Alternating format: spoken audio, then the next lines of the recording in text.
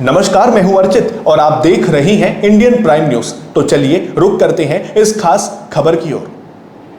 असम के मुख्यमंत्री हिमंत बिस्वा शर्मा ने आज राजनीति के एक महत्वपूर्ण प्रश्न पर स्पष्ट टिप्पणी की है।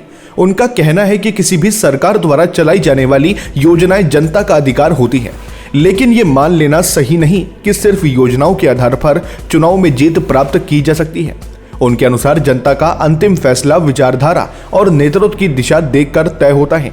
एक कार्यक्रम में पूछे गए सवाल के दौरान उन्होंने कहा कि यदि योजनाएं ही जीत का कारण होती तो कई बार परिणाम पूरी तरह अलग आ सकते थे।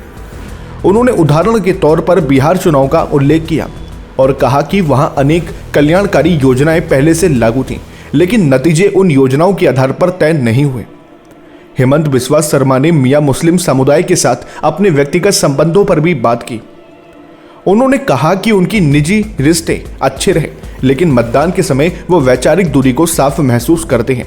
उनका मानना है कि समाज का एक बड़ा हिस्सा अपने विचारों और अपने विश्वास के आधार पर मतदान करता है, न कि केवल आर्थिक सहायता या योजनाओं की वजह से। उन्होंने ये भी बताया कि किसी भी राजनीतिक दल की मजबूती उसके नेतृत्व की स्पष्टता और उसके वैचारिक दृष्टिकोण से तय होती है। यही कारण है कि कई बार योजनाएं उपलब्ध होने के बावजूद मतदान का पैटर्न अलग दिखाई देता है। अब राजनीतिक विश्लेषक शर्मा के इस बयान को देश की वर्तमान राजनीति के संदर्भ में देख रहे हैं, जहां ये सवाल लगातार उठता है कि जनता वास्तव में किस आधार पर अपना मत तय करती है, योजनाओं पर, नेतृत्व पर या विचारधारा पर। इस बयान ने एक नई चर्चा को जन्म दिया है। फिलहाल आप क्या सोचते हैं? क्या मतदान में विचारधारा की भूमिका सबसे महत्वपूर्ण होती है? अपनी राय हमें नीचे कमेंट बॉक्स में साझा करें।